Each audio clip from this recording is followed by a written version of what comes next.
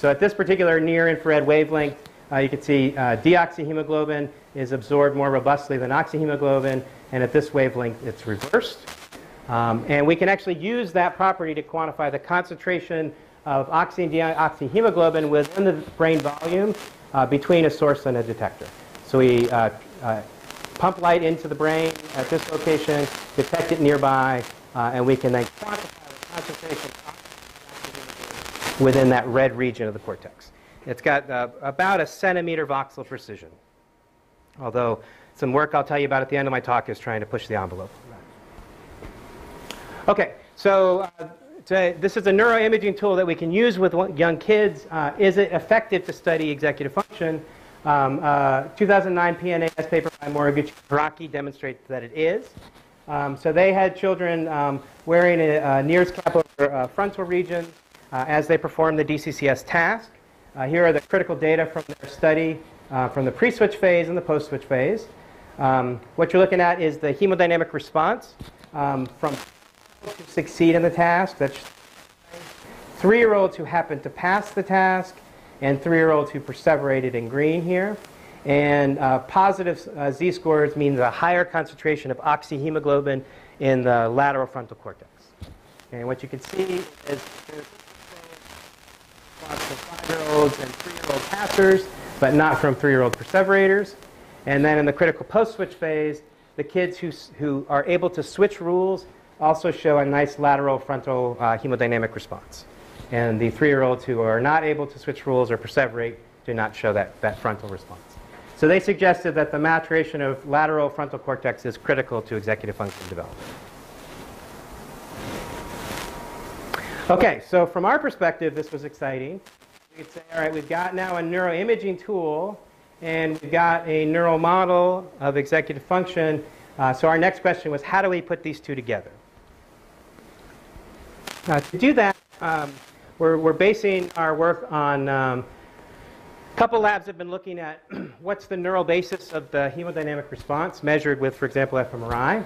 And the hemodynamic response is particularly correlated with local field potentials. Local field potentials in the brain arise from dendritic activity, and they provide a measure of the input to and local processing within an area, both excitatory and inhibitory influences. And based on some work by Gustavo Deco, we've kind of taken inspiration from what they've been doing and essentially are creating a local field potential measure from each model component, and then we can use that to directly simulate hemodynamics. So just to give you an example, the way we do that is we take the sum of the absolute value of all excitatory and inhibitory contributions to the neural dynamics from one part of the model. So this is our LFP measure from one of those dimensional attention nodes, like the color node, across a pre-switch phase and a post-switch phase. We then involve that with a standard impulse response function like a gamma function, and out pops hemodynamic predictions. Okay? So we get a hemodynamic prediction from each component of the model in each condition that we simulate. Just as a sanity check, we asked whether we could use this to capture some of the properties of the Hiraki data. So what we did is we took our model that I showed you before. We computed a local field potential from those dimensional attention nodes that I showed you and generated hemodynamics from the model. And you can see the frontal system in our model, right, shows a nice hemodynamic response for the old version of the model shown in blue, and pretty much no hemodynamic response from the young model shown in green. So we thought, all right, this is pretty good. We didn't tune the model up. We just took the parameters as is, and this method seems to be a good way to bring the model together with functional neuroimaging tools. Okay, so our next question was, could we generate, before I showed you novel behavioral predictions from the model, could we generate novel neural predictions from the model? And we started with the Moriguchi data. We said, okay, if engaging the cortex is necessary for rule switching, as they suggest, and if 3-year-olds have an immature frontal cortex, then how is it that those kids are able to switch rules in some versions of the DCCS task? So what we did is we took a version that we know would work with 3-year-olds, and we simulated it with the model. And we asked, how does the model as our brain, what does it predict in terms of hemodynamics? So we focused in on this particular version where children sorted no conflict cards and then switched and sorted standard cards. And this is what we got out of the model. Okay? So the Young model in that no conflict version actually shows a hemodynamic from its frontal system that is larger than its response in the standard condition. Okay? And the old model shows no difference when we simulate the hemodynamics from the dimensional attention system. The reason why we get a stronger frontal response in the model is actually interesting. It's actually coming from the back and forth between the posterior and the frontal systems. Because there's this cooperation in these two posterior fields in this version of the task, which enables kids to succeed, the posterior system actually sends more activity to the frontal system, and then you get this resonance going back and forth. And that enables the Young model with its immature frontal cortex to actually show a frontal response. Okay, so we wanted to test that with NIRS. Here's where we placed our optodes. The 1020 system, so over here in the left frontal cortex, near F5 and F7.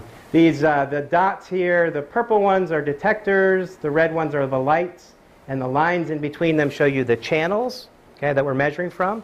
So basically we're measuring from a cubic centimeter voxel underneath each of those lines. Okay?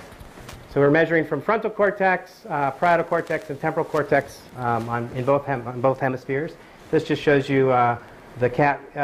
We're not wildly artistic people, but we had a seamstress who felt like the spandex material was the best material for our cat. And apparently spandex only comes in wildly vibrant colors. So that's why you get the clown outfit here. Here's what kids did in the task. Basically a computerized version of the DCCS task. We showed them a couple target cards, said let's play the color game.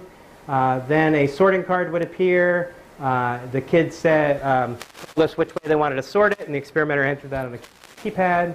And then there was a jittered intertrial interval. We used a rather complicated continuous event-related design, and the reason is we wanted to maximize as many switch trials as we could. Okay? So we want to try to get kids switching rules as often as possible because we need lots of trials in order to get a robust index of the hemodynamic response of the brain. So basically the way this worked, the post-switch of one condition served as the pre-switch phase of the next condition. Just to show you an example, these are I'm going to just focus in on two conditions here where the prediction is from. This is the standard switch, and this is that no conflict switch. Okay, where they go from no conflict cards here. You can see they match on both features, and then they go to basically a standard type of a trial there. We analyzed the first trial of a valid switch block only, so that meant going into the post-switch phase, kids were actually sorting correctly on the pre-switch phase. Okay, so they were kind of set up to succeed if they possibly could.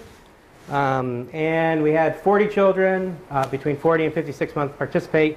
They came into the lab twice. And each visit, they did 2 runs. So we had 4 runs of neuroimaging data for each kid.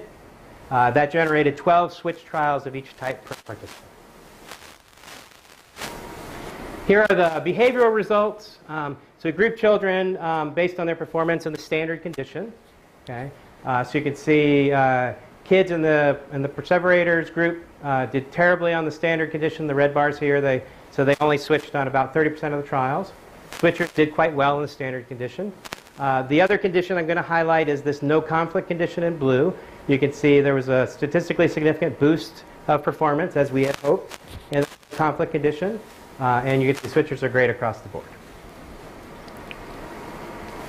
Okay, the first question we asked with the neuroimaging data was whether we replicated that Moriguchi and Hiraki finding, and we did.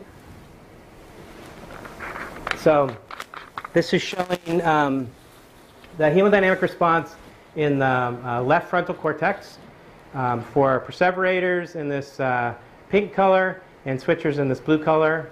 And what you can see is we get a robust hemodynamic response for the switchers and no robust response for the perseverators, similar to what Moriguchi and Hiraki found.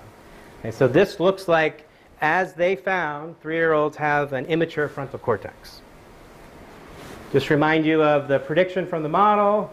The model predicted that in the no conflict condition we should see a stronger hemodynamic response than in the standard condition. And here are data from the perseverators.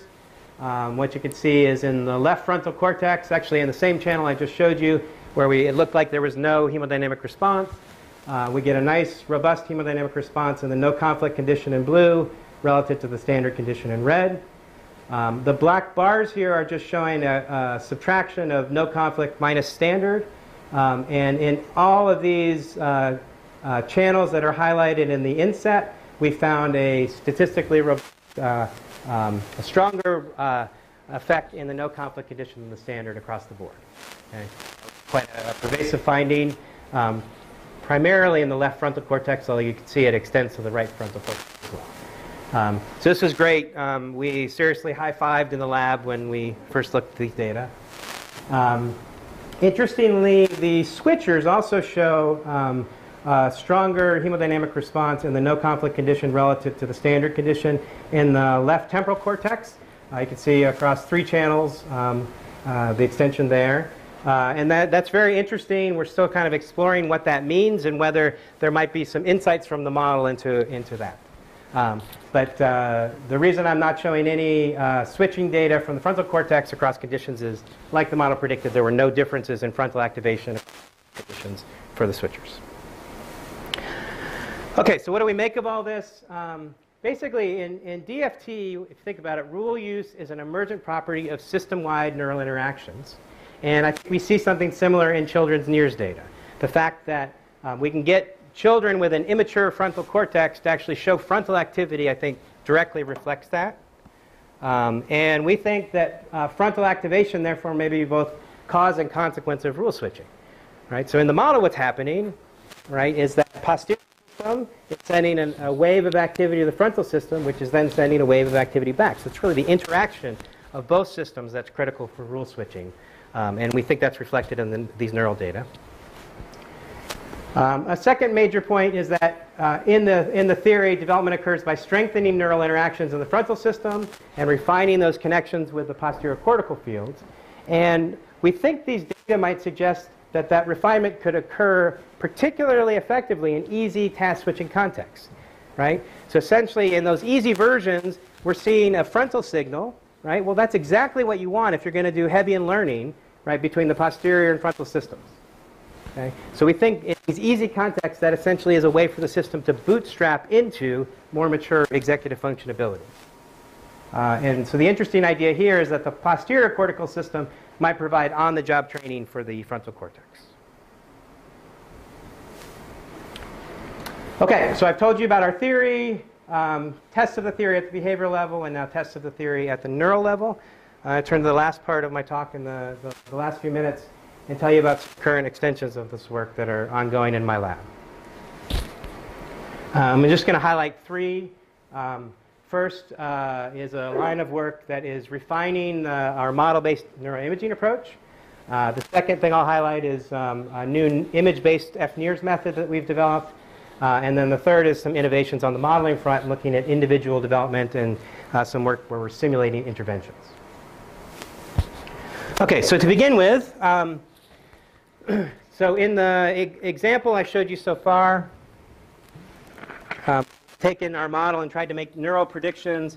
Really, that in that executive function work, it was kind of a qualitative prediction. We expected to see a robust frontal signal in that no conflict condition and a weaker signal in the standard condition.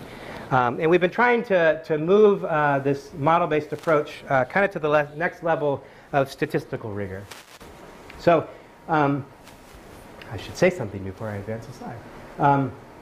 We're doing this in the context of one of the components of executive function, which is working memory, and focusing in on a lot of work on visual working memory. So I'm going to just show you a couple slides from an fMRI project with adults that's been testing a model of visual working memory.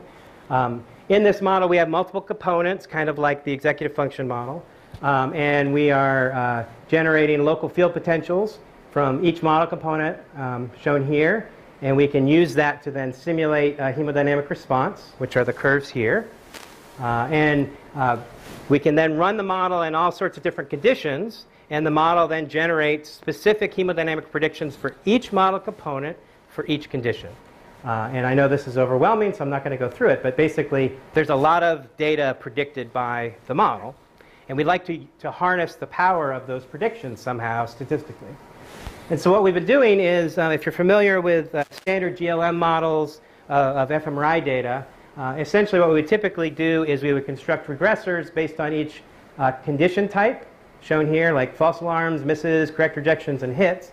And the little black bars basically show that this particular point in time was a false alarm trial.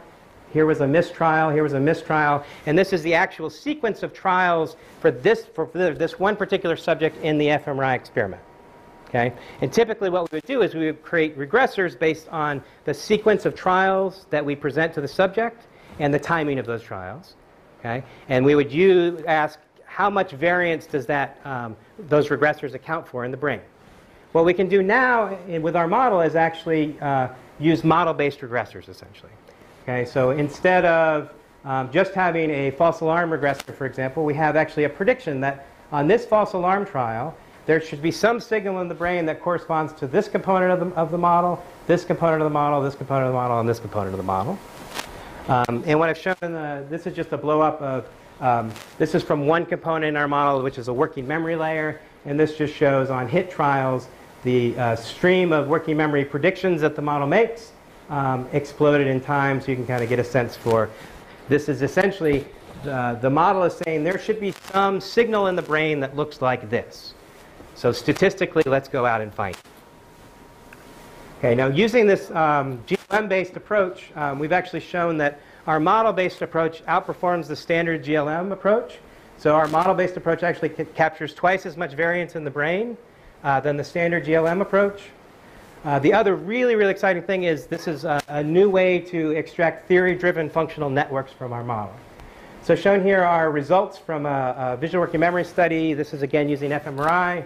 I don't have the time to go through the details, but essentially the model pulls out voxels in the brain where there's significant variance, let's say, associated with that working memory prediction. And in particular, if we look at the working memory component, the parahippocampal gyrus shows significant variance associated with our working memory layer. That's nice because the parahippocampal gyrus is known to be a working memory area. Again, I'd be happy to talk to people about the details of this, but just highlights one direction that we're moving with this model-based neuroimaging approach. A second area of innovation is on the FNIRS front. So typically in FNIRS studies, people use rigid optoid arrays anchored to the 1020 system. And we all do this, but we all know it's problematic. And it's problematic basically because kids are growing. Okay, so essentially the optogeometry doesn't scale as the kid grows. And the other thorny issue in FNIRS research is if we want to bring kids in for multiple sessions, either multiple sessions at one time point or multiple sessions longitudinally, people typically don't quantitatively align their data across all those sessions. To do that, I think we need to move analysis from channel space on the surface of the head to image space within the brain volume. And so we've developed techniques to do that in my lab. Again, I don't have the time to sort of go through the details, but I'll just sort of highlight this panel over here. These are FNIRS data from one child recorded across 2 sessions. And the light blue shows voxels in the volume of the brain that we recorded from across both sessions. And the dark blue fringe are voxels that we only recorded from one session or the other, just because the cap was slightly misaligned, because we're not perfect. The nice thing then we can do is realign the child's data from the 2 sessions within the volume of the brain such that we can specify, yes, we're recording from exactly the same place and exactly across the 2 sessions. I'll give you just a taste of some of the data that's coming out based on this image-based approach. So we're just finishing off a cross-sectional study of visual working memory again, one component of executive function. We've got data from 2-year-olds, 3-year-olds, and 4-year-olds. What's kind of interesting here is the data from the 2-year-olds are actually doing a differential looking visual working memory task. and the 3- and 4-year-olds are doing a change detection task. We've actually modeled both of these tasks with our theory, and we have predicted that there should be a common visual working memory network underlying both types of tasks. So that was kind of the central question of the study. These are this is the end product of our image-based approach. So here's the voxels we're recording from across 2-, 3-, and 4-year-olds, shown in the dark gray panels, across frontal, parietal, and temporal regions. We bring all the data into a common M&I space, and the color patches here are voxels in the brain that showed a significant effect of the memory load. So how many items we were asking kids to remember. And what's really nice is then we can ask, is there a common network that's activated in these working memory tasks across ages? And that's shown by the green circles. So we see common activation across all ages in middle frontal gyrus and superior frontal gyrus. And this is, I was sort of looking through, writing another paper the other day. Oh, come on. It's not going to show up? It's not going to show up for some reason. Very strange. Well, hidden behind here are some fMRI data from 2 classic studies of working memory with adults, and the anatomical location of these overlapping regions is like square on where you would expect. So very exciting stuff. Okay, so the last thing I wanted to just sort of put on the table are some advances in our simulation work. So one of the things that we are currently working on are developing autonomous models that develop themselves as they learn about objects. So this is actually a simulation of one of our models. So underneath the hood of this little critter is a model of autonomous looking and learning that we've used to test a lot of ideas about how infants look and learn about objects. Underneath the hood here is a similar model for adult looking and learning. Let me rewind so you can actually see that again. As we actually have a simulation where the infant and the parent co-develop. And the little jiggling here is actually the parent has an action system. So if it looks at an object, there's a certain probability that it would jiggle the object, and that, of course, has an influence on the infant looking. And one of the things we're really interested in doing here is actually trying to simulate interventions. So could we use computational models as an intervention tool? I think it's an exciting idea because when you do an intervention study, typically, you design the study ahead of time, and then you implement it, and you wait several years, and you see if it worked. The idea here would be you tune the models to the particular infant and the particular parent. You then simulate which intervention is optimal for that dyad. And then the model makes step-by-step predictions about where the intervention should be along the way. That allows for course corrections during the course of the intervention, as opposed to just intervening and waiting to see what happens. So this is some work that we're doing now, and this is in part why we've got funding from the Gates Foundation. So I'm going to end there, highlight my collaborators, Aaron Buss at the University of Tennessee, members of my lab at Iowa, my colleague Gregor Schoner, who's been step-by-step in dynamic field theory along the way with me, collaborators at MGH and Harvard, and then the funding. And I'll take any questions.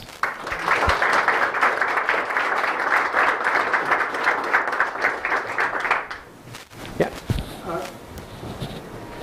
Could you comment on the role of language here? It seems as if your model could be that whatever connections there are between language and prefrontal inhibitory systems, that connection is simply weaker in younger children and in or in perseverators. Just wondering if that's part of your thinking. The reason I thought of that is that the design is so similar to the discrimination learning studies of the 1960s, where kids were not given explicit rules to follow, right, but they were reinforced for their response. Yeah. Yep. So very perceptive question, and I absolutely think that language is involved in this stuff. And I don't want to steal Larissa's thunder, because she's going to talk about some of those connections in her talk. but we're collaborating on a new model which basically is an expanded version of this executive function model, and it's precisely designed to deal with the interface between visual attention, visual working memory, and also language learning.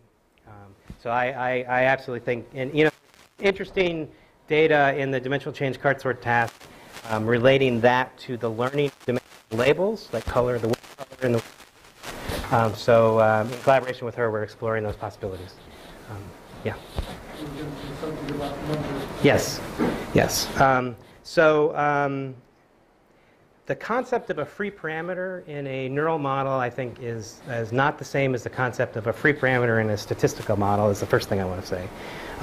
So we have lots of parameters in our neural model, and they do important things, but importantly, they're also constrained. So if I, say, adjust the strength of excitation in the model, and I don't balance that with how I'm changing inhibition, I might get a seizure in my model, right? Excitation grows without bounds. So parameters in a neural model have lots of constraints on them in order for the model to actually behave, which is what our models are doing. So I think that changes our conceptualization when we think about models and free parameters and parameter fitting into a new space where we have to say, certainly address important theoretical questions. Like I need to do the work of varying my parameters to see how much what I predict depends on those parameters. And we certainly do that. But the ways in which the outcome of the model depends on those parameter changes can have a very different flavor, right? So I can say within some range, the system actually does the types of things I expect a kid to do in this task. Within some range, I'm just not in the ballpark of even being a brain anymore, right? So I think it's a difficult territory. I found is a lot of when I get papers, a lot of reviewers will say, well, how many free parameters did you vary relative to the number of parameters you simulated? And while I respect that question, I personally don't feel it's the right question. That's what I want to say about that. Yeah. So as I understand, a part of what the 3-year-olds, they have like this immature frontal representation, and they don't have as strong inhibition between shape and color. And so right. That's one piece of it. Yeah. Could you, for instance, train them on that discrimination, and then they would improve on separation? The other part is if you take a 4-year-old who has this strong inhibition, but change the stimuli to something that isn't so inhibitory, right, NMC right. versus substance. Right, right, yep. And then they would start to separate. Yeah, yes. Yeah, so we just had a paper come out in Child Development, or it's in Press Child Development, where we tried to do that type of thing. We actually, given our data on this sort of posterior frontal interaction, we actually went after the posterior system, and we gave kids, we had them do the game memory. We had them play the game memory before the DCCS task, and we gave them, in one version, for example, a distribution of stimuli along the color dimension, excluding the values they would actually see in the DCCS, right? And what we were trying to do was essentially elevate distributed activation along the color dimension, thinking that if we then used color as in the post switch, there'd be a little bit more of that posterior activation being sent to the frontal system, and now our simulation showed the 3-year-old model would succeed, and so that manipulation actually worked in kids. So we were able to train them in the memory game, just expose them to colors, and then bring them into the DCCS task, and now they were able to succeed. In Larissa's lab, she's doing a whole bunch of new experiments where they're doing a little bit more like what you just described, which is they're essentially trying to train up the frontal system through language manipulations, how you use language in the task, and also a little bit of a dimensional attention training using labels, things like that. And there they've got some experiments where they're trying to boost 3-year-olds and trying to knock down 4-year-olds. So, yeah. My question is somewhat related. So I'm wondering about the stimulus itself and how influential the color and the shape is right. in terms of your, I'm assuming based on what you just said that if you used a highly familiar stimulus, so if you used faces, Right. had them Right. sort on age and sex, Right. or something, along those lines, that they wouldn't have, you wouldn't see the perseveration? Or you wouldn't have, would it be a completely different developmental What? trajectory, or? I don't think it would be a completely different developmental trajectory, but I think it would be shifted in time probably. And of course, then the devil's in the details, right? If you think about, like, let's say faces or something like Yeah. that, it depends. Like if you set up a standard version of the task, right, with faces, well, you might have super strong cooperation in that pre-switch field, the equivalent of the color field in my slides, right? That would be Yeah. really hard to overcome, and they might do disastrously, right? By contrast, if the faces happened to be the thing they were switching to, I bet you they would do a lot better. So, yeah.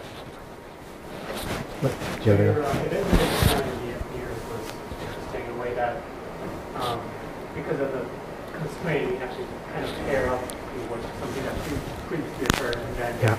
you want whatever variable you wanted to give them the Yeah. immediate response. But at the same time, I think it's kind of ecologically not valid in a way that it seems like your model would suggest, or would predict, so the prediction of your model is based on a number of past, I would say, experiences with that type of trial, or Mhm. maybe just one of them, not anything Right. prior to that. So would you think that prior history of any kind would interfere with the current step? Right. So, and I didn't really go through the details of that continuous event-related design, but one of the things you may have noticed is we were actually switching the feature values as we go, and that's actually to deal explicitly with these prior history effects, because they absolutely do matter in the model. So, actually simulating the exact details of that design would be a real beast because, we're switching so many things up. Yeah. But yeah. But so I think maybe so I think that in the design we did do a good job of attending to the essentially the state the child would be in at that particular point in the experiment, driven by thinking about how the state the model would be in. At the same time, you're right. It is a very complicated design. In some way, I mean, it's sort of magical that it worked, to be quite honest. But Is that the yeah. way that the other guys did? No, they actually the downside to their study is they get one switch trial, right? So we didn't feel like we didn't feel confident in the hemodynamic response we're measuring from an individual kid with one trial, and so we set it up to try to get as many as we could. The other wrinkle here is, of course, you can't just, even though actually kids will switch or not switch on a single trial, no one's going to believe a DCCS task where you just have one trial. So we actually did 3 trials in a row in one phase, and then we switch and do 3, and then we switch and do another 3. So it's a lot of, we're only analyzing that first switch trial, but we do have a lot of data from the other trials as well. So, yeah.